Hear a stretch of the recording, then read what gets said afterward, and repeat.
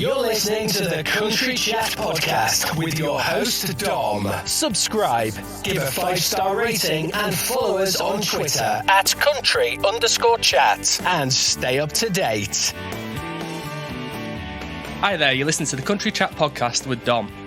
I've got a special guest with me today. He's the founder and managing director of Bells and Gals. He's also the manager of a fantastic artist called Louise Parker. Hiya, Nick. How you doing, Dom? You good? I'm good, Ty. Yourself? Yes, it's a nice, calm Sunday afternoon. The sun's out and the spring has started, so it's all good. That's the main thing. At least we've had a bit of wind and a bit of rain, but it's all improving now. Yeah, it's all good. All right, so to start with, we're going to talk about the Bells and Gals. So do you want to give a introduction onto what the Bells and Gals are and what you do and how it all came about? And okay, yeah. So Bells and Gals started in 2016, January 2016. Yeah. It started. I went to a gig on to see an artist called Lindy Ortega in Cambridge on early to mid January in 2016. Yeah. I went to the gig and basically I was so inspired by the gig and by the artist that I knew I had to kind of get more involved than just being a fan. Yeah. And I'd gone all the way to Cambridge. It was quite a long drive to the gig, so I had a long drive home in the dark. And you know, you're in the car and you're thinking about stuff, and I thought, I've got to get more involved. And so I said to myself, when I get home, I'll apply to write for a UK country site if I can. Yeah. So I got home, and then the very next day, I basically went online and checked out a few UK sites, and there's one site asking for writers. So I emailed them and said, I'd like to get involved and do some writing for you. They sent an email back and said, can you do a test review, which I did, of the gig I've just gone to with Lindy Ortega. Yeah. Sent it off, and but then didn't hear anything for about a week and a half. And I was a little bit annoyed, so I had the idea, you know what, if you can't beat them, join them. So I thought I'd do it myself. Yeah. So I started Bells and Girls. The reason that it was Bells and Girls was at the time I was literally listening to 95% of the music I was listening to was female country music. Yeah. So that was it was just a way for me to share the music I liked. So literally the first version of Bells and Girls was just YouTube videos. There was no comment, no text at all. It was just me sharing. On the first page in the first month, there was like 9 or 10 YouTube videos, and that was it. Literally, that was it. Yeah. And suddenly, UK artists, I'd got a bit of a following on social media on the back of it. I'd kind of pushed it quite on social media, and I already had a few hundred followers just in the first couple of weeks. So the UK artists messaged me and said, would you like to feature my new video on your website? So I did, and got a little bit of traction, and it kind of gave me an idea that suddenly I thought, maybe I should do reviews and stuff as well. Yeah. So I started writing reviews, and then on the back of that, I thought, maybe I'll do interviews as well. So I got to know a lot of the artists on the UK scene pretty quickly in the first few weeks. I can imagine. Literally, it started in January, and C2C was just around the corner, so it kind of was perfectly timed. So yeah. I'd never been to a UK country gig at the time, so I didn't know. Although I'd met these guys online, I didn't actually know and hadn't seen them play. Yeah. But went to C2C and basically got really inspired by the pop-up stages. I didn't go to the arena, but I went around all the pop-up stages. Literally saw, must have been 10 to 15 UK artists. Yeah. Tried to chat to a few of them. But then that was probably the moment I fell in love with UK country music. And it's kind of inspired to, so if you've seen Bells and Girls, you'll know we've got a real focus on the UK. Obviously, we cover US as well widely, but there is a kind of, we do try and look after the UK scene as well. So within that first few weeks, we got to know a lot of artists. We kind of did interviews. We had at first there was a regular the Wednesday interview. It lasted for about 6 weeks until 7th week. The artist didn't get back to me by the Wednesday, and I was a little bit annoyed, and I was thinking, So now we just put interviews as and when now. And it's kind of grown solidly over the last 4 years, and we've gone from being just a website that does reviews and interviews to putting on gigs. we've got an ambassador scheme where 7 UK artists are our ambassadors. Yeah. Obviously, we've got a management side of the team. Originally, it was just literally me. Now there's like 11 or 12 team members.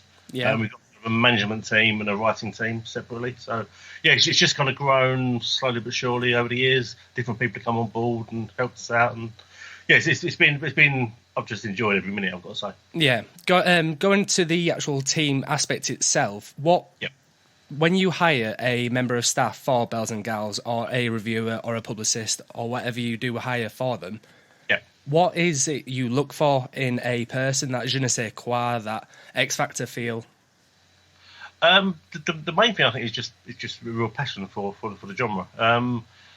We're not asking to get the best writers or the best of someone who's got skills in kind of management side, but we're looking at people who are genuinely passionate about the genre. Yeah. You know, you can look for their social media and you can kind of see normally how kind of people they are. Yeah. That's the first thing I would look at, is go for their social media.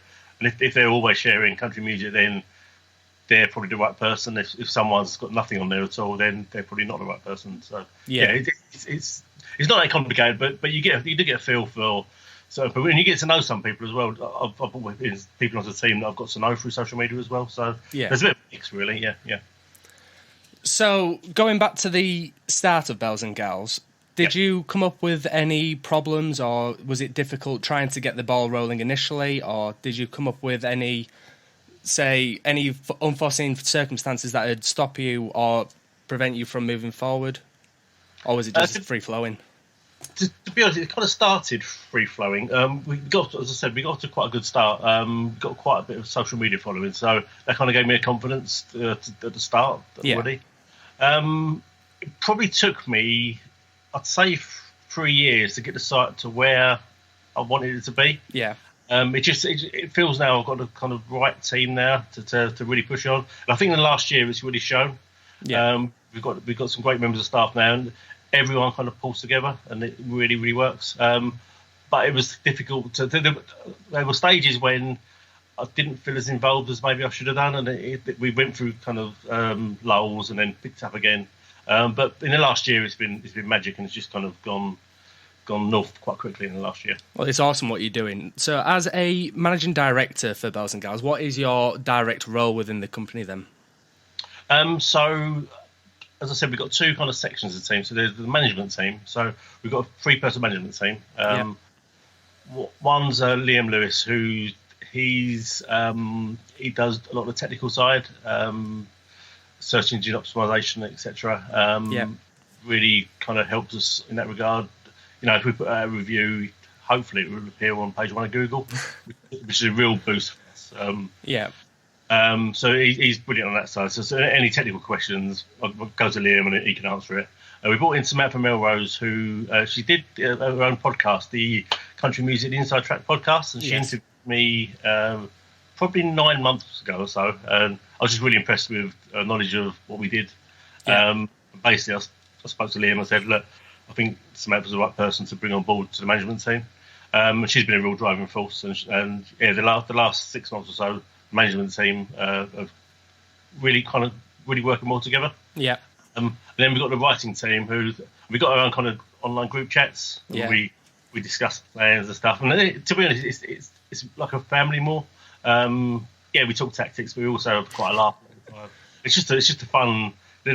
Everyone's fun to be around, and it's just, we all care about each other. We've all got each other's back. So yeah, it's a nice team. Yeah. So who was the first artist you actually did a review or publicised about? That would have been Emma Moore back in 2016. Yeah. She wrote a song on Valentine's Day. I can't remember what the song was called now, but I absolutely love the song. She's going to kill me because I can't remember the title. She's a fantastic artist, I have to say. Yeah. So we featured that song, and literally, I kind of saw, almost immediately, I kind of saw that we could do reviews, interviews then, and then even gigs. A year after featuring Emma, she headlined her first ever gig. Yeah. Which was back in. It was on our first anniversary in 2017. we went up to Liverpool and did our first ever live gig, and yeah, it was a fantastic night, I've got to say. That's awesome. So going before Bells and Gals, what did you have any experience in the music industry or in writing reviews or that kind of genre, or was it something completely different? No experience at all in the music industry. Absolutely, just coming into it completely cold. I'm a freelance writer by trade. Yeah. So I do write weirdly in the gambling industry. So it's a complete departure. Yeah.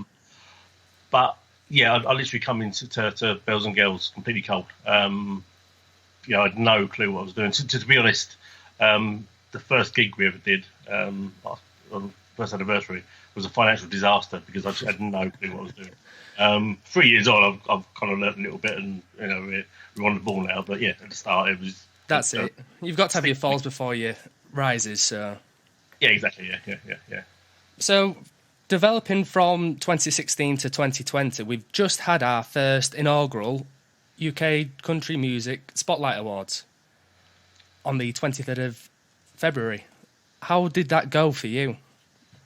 It was absolutely magical for me. It was probably the highlight of the whole 4 years we've actually done so far. Yeah. It was kind of follow on from on our first anniversary. We did the BGAs, which were the Bells and Girls Awards. Yeah. It was an online awards scheme we did. We did that in 2017, 2018 and 2019. Yeah. This year we made some changes relatively recently where we're now featuring UK male artists as well. Yes. On the site. So we decided that if we were going to do the awards this year, we wanted to feature the whole scene. Yeah. So the original plan was literally just to make it the UK Country Music Spotlight Awards. We wasn't necessarily going to do a live event. But then 2 months before the event, we decided to just grab the ball by the horns and say, let's take it live and see what happens. Yeah. To be honest, the 2 months leading up to it were crazy. There was so much to do and so little time.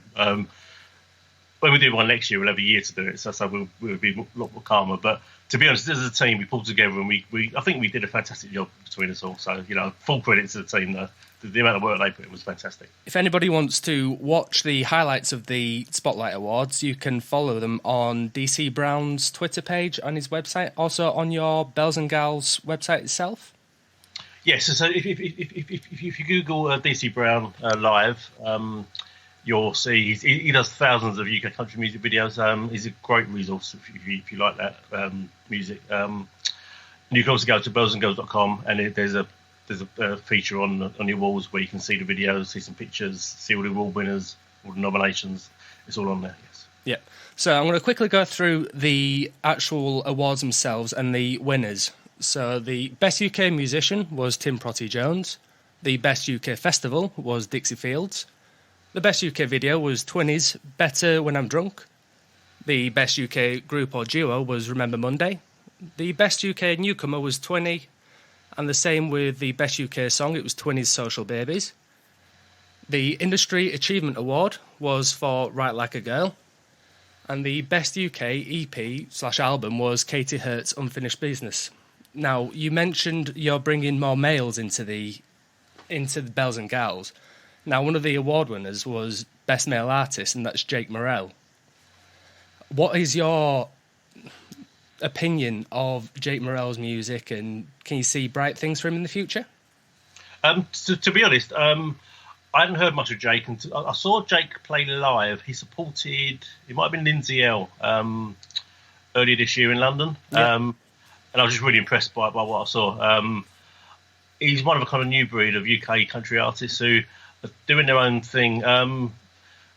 When you look at UK country, a lot of people get this idea that people are just doing impressions of US artists a lot of the time. Yeah. Which is really, really completely not true. But it's just the stereotype that people have built up. Jake's just one of the guys who he's creating his own music. It's country, but it's not US country, it's UK country. And I just see great things ahead for him. He's a lovely guy as well. Only got to speak to him briefly, but I've got a lovely vibe from the guy. So. That's awesome. So I'll finish off these awards. So there was Best Female Artist, which was Katie Hurt. There was also the Best International Tour, which was Carrie Underwood's. There's Best International Song, Ingrid Andress, More Hearts Than Mine. Best International Album, The High Women, with the self-titled album, The High Women. Best International Artist is Miranda Lambert. And there's a special award that went to a member of your team called Astrid. She won the Bells and Gals Team Award. Tell me more about Astrid. So, when I started in January 2016, within a couple of weeks, there was one person on social media who was retweeting everything I did, leaving comments and really getting involved in the site. So after a few weeks, I sent her a message saying, thanks a lot for what you're doing. It's really appreciated. It's really helping. This was obviously Astrid. So I said to her, look, do you want to come on board and give me a hand? So we advised quite early on that she would do video shouts. Literally every day she would put out between 30 and 40 YouTube videos just on social media, shouting to different artists. And she literally did it literally every single day. That's impressive. It really helps spread our name. Obviously, we're tagged with, over the year, thousands and thousands of artists, and people got to hear about us. That was a key part of the site growing. And to be honest, she did it up until recently. She hasn't got as much time to do the shouts anymore, but she's still heavily involved with social media. But for her contribution over the years, she fully deserved the award. She's played a major role in Bells and Girls being what it is today. And the amazing thing as well is she's from Norway. She is, yeah. She's shouted in UK country artists, but from Norway. So she's probably more knowledgeable about UK country in Norway than most UK people are. So. Oh, definitely. I can imagine. Yeah. So at the start of the awards, it was opened by a fantastic performer called Louise Parker, who, coincidentally, you manage. So yes. Go on. I started managing Louise for about 8 or 9 months ago, I'd say. Yeah. Now, Louise gave us her story on events and how you met. Now I want your take on things. How did you meet Louise? So, so Louise stitched me up a little bit when she gave you her version of events. So I'm just going to tell a quick story about Louise, which she doesn't actually know yet, but she'll probably be telling me off later on. So the first time I saw Louise was at Corn on the Cob Festival in Hertford, probably about a year ago, maybe just over. I actually went up to Louise before she went on. I introduced myself and said, I'm Nick from Bells and Girls and looking forward to seeing you play. Saw her play and was pretty impressed with what I saw, obviously. Went up to her afterwards and said, hey, Louise, I thought that was fantastic. It'd be lovely to have a chat with you for the website. And she was like, sorry, who are you again? She doesn't actually know that story, but she'll hear it now. So it was probably 6 months later that she came along to one of our gigs and we got chatting, and then I said I'd give her a hand and we'd try and kind of build her profile and stuff. So we had a couple of coffees around the time. And then I'd had a gig in London lined up, and we had an artist put out quite late on, so she stepped in. Yeah. There's kind of two real reasons that I kind of took the decision to manage Louise. So the first one was that day of the gig. I always get to a gig really early because I always like to get there before the artists, so I'm there when they turn up. So sound checks, I think it was 5 o'clock, and I got there about 4:30. And then about 5 minutes after I turn up, Louise turns up like very early, like really eager. Oh, really? And so we're sitting there just having a drink, quite relaxed. And she started telling me about her music and how passionate she was. But it was quite really inspiring. She was so passionate that actually tears in her eyes. She was that passionate about her music. Oh, wow. I hadn't seen that level of passion with anyone else at all. It was just so kind of inspiring. So I actually went into the gig really hoping she'd do fantastically well. Yeah. And she did. She actually sparkled that night. After the gig immediately, I said to her, look, I do definitely want to work with you on a more serious basis. Maybe we'll give it a couple of months on a trial basis and then kind of sign a contract. Yeah. It was actually a few days later. I went to another UK country gig. It was 2 very good UK country artists playing. Louise wasn't playing. But I spent the whole night thinking, I won't name who they are, but I spent the whole night thinking they're good, but they're not Louise Parker. Louise Parker's got his spark. Yeah. Actually, I went home that night. First thing the next morning, I phoned Louise and said, look, let's settle a management deal. Let's do it right away. So, yeah, and the rest is kind of history. The rest is history. Yeah. So, yeah, she's a fantastic artist. Now, I'm just going to quickly plug her information. So you can find her on Facebook and Twitter if you search Louise P Music or Louise Parker Music. She's also on iTunes and all your streaming platforms as well. So your Apple Music, your anything you can type in music, just search for Louise Parker. And that's it. We're going to talk more about you now. Okay. So we heard about what you did before you started Bells and Gals within the gambling industry and the freelance writing. Who would you do the freelance writing for? Is it just independent newspapers or blogs? It was mainly for online review sites. So, if there's an online casino, for example, I'd have to review certain games in the casino and stuff. So I've been doing that for must be about 10 years. Before that, I was actually in the banking industry. So my long-term career was banking industry, and then I left that to do the gambling side of things. So I went from a really safe, secure industry in banking to gambling, which is kind of the opposite, maybe. And now I've gone into music. And then you took the dive and plunge into music. Yes. Yeah, I've got a lot of respect for what you've done for Bells and Gals. I mean, it's one of the reasons why I wanted to start this podcast, was just another platform to promote country artists, especially UK country artists, and in particular females as well. So yes, I've got a lot of respect for what you and the team do at Bells and Gals. Growing up, what kind of music would you listen to? Would it be country music, or was there a variety of music? So when I was a kid, my mum used to listen to the likes of like Willie Nelson, Dr. Hook, and Kenny Rogers. But as a kid, you don't particularly like the music your parents listen to. So I was obviously very young, and to be honest, so up until the age of maybe 33, I think it was, which is like 15 years ago. I'm actually giving away my age here, but I've never been into country at all. I had this kind of almost stereotypical view myself that it wasn't. It's all cowboy hats and belt buckles and honky tonks.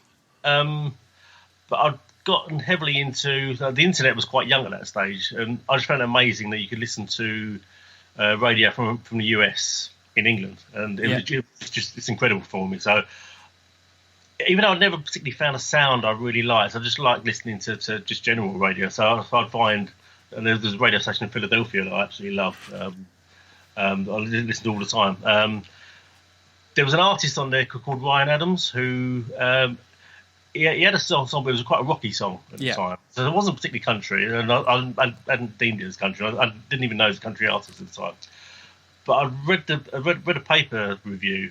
It released a country album. So I just took a chance on it and ordered the album. This is in 2005. Bought the album, literally fell in love with it, and that kind of started a whole journey for me. But I kind of come in almost through the side door. So Ryan Adams is kind of alt country, Americana more side of things. So I bought all of his albums, and he used to be in a band called Whiskey Town, and I bought all their albums. Got into other similar kind of artists at the time, kind of you like Wilco, Uncle Tupelo. So weirdly, it's all male artists at the time. That was kind of my entry in. And over 10 years, I kind of really got into the sound, and but I started moving away from the Americana all country into more kind of mainstream country. Started finding myself listening to like Miranda Lambert, kind of got on my radar. Casey Musgraves, when she appeared, I probably got into groups like First Aid Kit, who were more kind of back in the Americana thing. So it was at that point. That's how my country music love developed. So, I think everyone needs a kind of route into country, maybe, especially in the UK. Not many just like country, you kind of need a way in almost. Well, the fantastic thing at the moment is we're actually having a lot more radio stations within the UK, whether it's internet-based radio or actual DAB radio. So we've got the likes of Country Hits Radio, and we've got Chris Country, and there's She Wolf Radio as well, which does a lot with Bells and Gals. Yeah. So yeah, there's a lot more streaming sites out there to introduce the UK to a lot of country music, and that's one of the things that I love as well, is the fact that you don't have to be American, you don't have to love these, you can love the old classics, your Kenny Rogers and your Dolly Partons, because that's ultimately what we grew up with growing up. Now I'm only 27, so I'm relatively new to the country music aspect of it. I only started really listening to country music in 2015 when I went to San Antonio. Okay. So it was the likes of, after that it was John Pardy and Chris Stapleton, so it's more of the poppier country. Yeah. So it's great with listening to yourself and looking at what you've done with Bells and Gals. The development of UK country is just, it's out of the world at the moment. It's skyrocketing, and it's a fantastic industry to be in. So congratulations to you and the team. Thank you very much. So my view, UK country, a lot of people can be quite down on it sometimes. You don't sell anywhere near as many tickets for UK country artists. If an artist comes over from Nashville, for example, they'll generally sell quite a few tickets. But what I will say is that I've found in the last 3 years that it's growing. It's easier for me to sell tickets today than it was 3 years ago. Yeah. That might be partly down to experience, because obviously I kind of now know which artists will sell tickets and stuff. But I feel confident enough. If an artist gets in touch with me and says, "Can you put on a gig for me?" I'm at a stage now where a lot of them will just say yes to, because I know that we'll do okay and we'll sell tickets and have a good night, which is the main thing. So, I was absolutely gutted. Yesterday, I discovered that you won't be doing the Manchester gig with Louise Parker and Emma Jade at the Castle Hotel. What happened with that? Is it? So the headliner basically had work commitments. So we've just literally we've cancelled it for now. But we'll be putting it back on later in the year. So yeah, it's just one of them things where she was on a course and literally cannot get back to Manchester for the evening gig. So yeah, it's a real shame, but it will happen. So we'll do it hopefully September, October time. So it's not cancelled; it's kind of delayed. Postponed, yeah. So going back to, you mentioned that you never used to go to any UK country festivals or gigs or anything like that. Do you go to many nowadays? So most of the gigs I go to are my own, because we put on quite a lot. Usually we've probably got one or maybe like 3 or 4 a month at the moment. Yeah. So most of the time I'm going to my own, but obviously I do support a lot of UK artists, so I will go to other gigs as well. I don't go to many kind of international artists that come over. I'll generally only go to those if I get asked by a promoter specifically to do a review. I haven't seen too many in the last couple of years. I may have seen Casey Musgraves, but because we've got such a great team, I know a member of the team will cover those artists. So between us all, we kind of managed to cover the whole scene, so it kind of works well. I definitely recommend, if you do get a chance, there's a country festival up here near where I live in York called Towerfest. It's just based at Drax Power Station. There's a lot of fields and a lot of plains where they just pop up stages around, and it's a fantastic event. So if you can get Louise booked onto that, I'd be more than appreciative. I shall have a go. I shall check it out, and I'll try to come myself. And I'll definitely try and get Louise on. Yeah. So going back to the Country Music Spotlight Awards, one of the questions I wanted to ask was, you've got a panel of, say, judges that choose the winners of the awards. Yeah. How do the winners get picked? Is it a majority vote? Is it just look at whoever gets, say, the most votes wins? So what we did was we formed a panel of all the members of the Bells and Girls team were on the panel. Plus, we went out to the industry. So we asked kind of festival owners, radio DJs, management companies. There's a few other people as well. So it was quite straightforward. So we gave everyone the categories. We asked them to vote 1, 2, 3 in each category. awarded 3 points for their first choice, 2 points for the second choice, Yeah. 1 point for the third. Literally added all the votes together. The top four voted artists were considered as nominated. Yeah. And the artist or the release that got the most votes was the winner. So it was. We tried to keep it as uncomplicated as possible. Yeah. We tried to be as transparent as we can. So we announced who the panelists are on social media. So we want to keep it kind of open and so everyone knows. We tried to have a panel that encompassed all parts of the UK. So we didn't want one particular part of the UK to have a real focus. So the artists from that area all got votes. So we had people in Scotland, we had people in Wales, the southwest. We tried to cover as much as we could. And we tried to have a good male female mix, which is another thing. Obviously, we're big on at Bells and Girls. So. Yeah. So in 2021 awards, is there anybody in your opinion that are already shining through that might be potential nominees? You could probably look at the nominees for Best Newcomers. That would be the obvious kind of place to look. There's some fantastic artists on there. I don't particularly like shouting individual artists. Because actually I run a site that covers all artists, so I find it difficult to pinpoint one name in particular. It's a bit of a horrible question, that really. Yeah, all I'll say is, there's some fantastic artists out there, and I'm sure some of the artists who won this year will be back next year, but there'll be some great new faces appearing again as well. So we are looking to expand hopefully next year. We may do 1 or 2 more awards, and we're having a much bigger panel next year, so we're starting to put that together already. So are you looking to hosting it again at the Water Rats in London, or are you looking at other venues? Or right now we're not sure. So we're talking to people at the moment. It may be back at Water Rats. We may go to another venue in London. The one thing we're definitely doing is, because we organised it quite late this time around, the only date that worked for everyone was a Sunday, which isn't ideal for people with work and stuff. So the next year will definitely be on a Saturday. That's the only decision we've completely concretely made so far. Well, that's even better for me. I work a full-time job as well, because I don't get paid for this. This is what I do in my own time. So doing it on a Saturday is fantastic. For the likes of me I live up in York, so it's a lot easier being a Saturday. Now, the tickets, will they be available on your website at a certain point?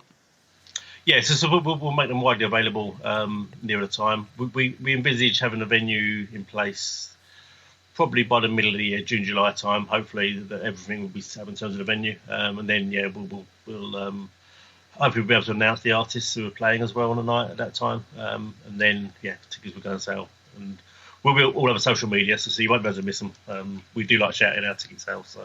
Well, if anybody actually checks out my Twitter page, you'll see that I actually share quite a lot of the Bells and Gals and the DC Brown stuff, and I try and promote yourselves as much as I can with what limited resources I have. So, congratulations on the whole Spotlight Awards and how well it all ran. Thank you.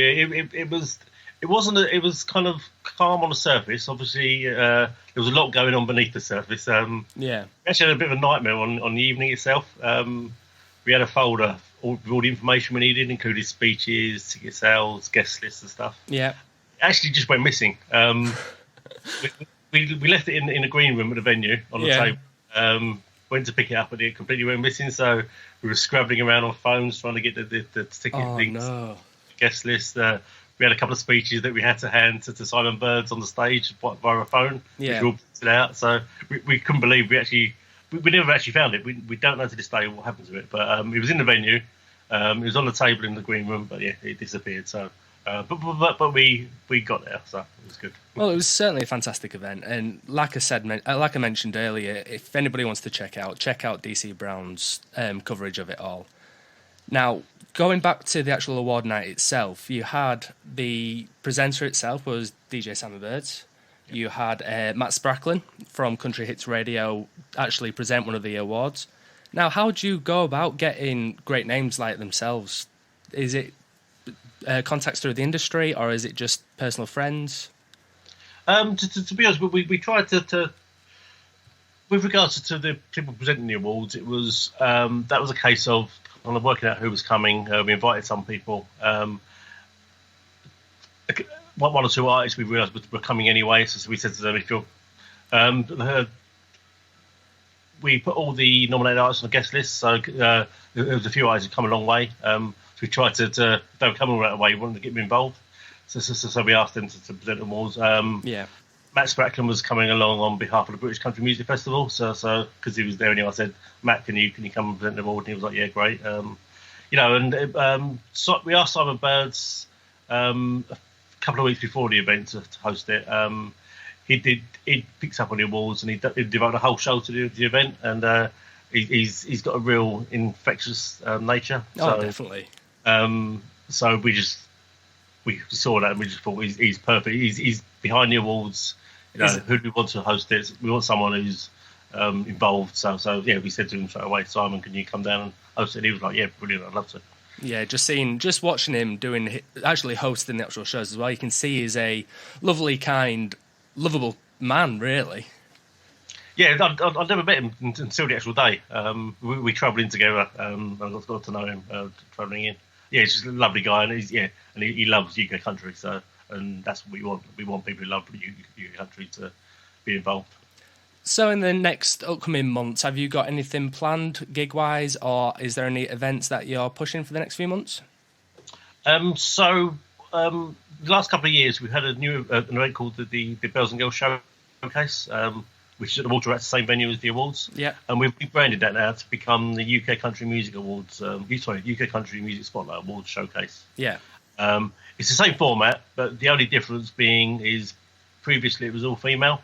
The next one, because we'd booked it already, is still all female, but from then on, we're inviting both male and female artists, so it'll be a mix of male and female artists playing the event going forward.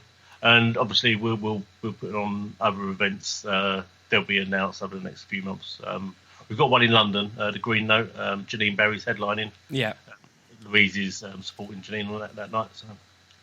But there'll be events announced over the next few months as well. So everybody keep an eye on the Twitter account. Yes. On the website, there is a live gigs page. So if people want to go to bellsandgirls.com and just hit the live link, all our gigs are on there, including the ticket links as well. So now, finally, I'm going to ask you a few random questions. Okay. I did this with Louise. They're just completely random and just to get a feel of what you're like as a person, really. So the first one is, if you was to choose a drink, what is your favourite drink? Alcoholic or non-alcoholic? Or both? I say Jack Daniels and Coke. If you saw the awards video, you would have seen me on stage with one in my hand. I got a little bit of stick for that, but I didn't mind. It was literally the first drink I'd had all night. But Louise did pick up on the fact that I had a drink in my hand on the awards, and she did take the piss out of me. Yeah, I saw a little meme of that on Twitter. Yes. Which I was really pleased about, obviously. Yeah, I noticed that you and Louise do have quite a lot of almost like fatherly, daughterly banter on Twitter. It's fantastic to see. Yeah, it is a lot of fun. I can take the mickey out of her, and she can take it, and she gives it back. So it is a lot of fun, actually. Yeah, we do have a bit of a back and forth on Twitter. Yeah. Okay, so next question is: if you was to choose a biscuit, what kind of biscuit? That'd be bourbon, 100%. They're perfect. Oh, I love them. Yeah, love it. Tea or coffee? Well, actually, I've got a coffee in my hand right now, so I'll go with coffee. Although I do like tea as well. Oh, can't beat a good coffee. TV programs? Is there anything you watch in particular, or? I'm very Netflix, so I'd go with my favourite show ever has to be Breaking Bad. It was just an amazing series. Did you watch the spin-offs, the Better Call Saul and the El Camino? I watched El Camino. I loved El Camino. I haven't quite got into Better Call Saul as much as I should, but I need to kind of... I watched the first series, but I need to get back on that. But yeah, El Camino was great. I like Walking Dead as well. Do you ever keep rewatching the seasons over and over again? I kind of get a bit obsessed and find myself watching it over. I don't really, because I'm one of these guys who... I watch it once and then kind of, because I've seen it, I don't really go back. Although I think it heavily is Game of Thrones, and I would rewatch episodes of that, especially the kind of major episodes. Yes. Yeah. Is there any sports programs you like? I love all sport. I'm a big football fan. Go on. Sport Spurs for me sins. But I'll literally watch any sport. If it's on TV, I'll have it on. So yeah. So what football team do you support? Spurs. Spurs. Yeah. So I can't grumble with that. But I'm like 48 years old. We've never won anything, so There's always time. I mean, from York, I'm actually originally from Leeds, so you can guess who I support. Okay, yeah. You're doing okay. So yeah, we're expecting to come up this season. I mean, we had a good few runs, so we'll be playing you soon. Yes. Next year. So yeah, that's it really. I'm going to list out your socials now. So we've got Nick on Twitter. He's at nickbells_gals. That's NICKBELLES _gals, which is GALS. On your Bells and Gals socials, you've got Facebook and Twitter, which is just Bells and Gals, spelled the same. Do you have a Instagram posts? Or any Bells other? and Gals again. Yes. Same again? Yeah. So yeah, thank you for coming on, Nick. It's been an absolute pleasure talking to you, and like I've said throughout the podcast, I'm in awe of what you do, really. I just want to say thanks to you guys as well.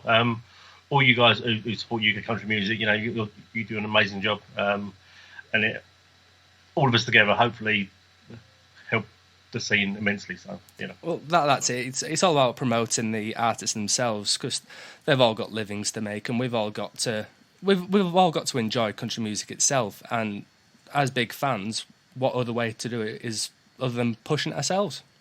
Yeah, of course. Yeah. It's a great scene, and as I say, all I see is it's growing, and there's some great artists out there. So yeah, thank you, Nick, and it's time to say goodbye. So take care, Nick, and hopefully I'll be seeing you very soon at one of your events. Yes, I'll happy if you want to come along, Dom, just come and say hi, and we'll see you there. Brilliant. Take care, Nick, and that's it for now. Bye, everybody.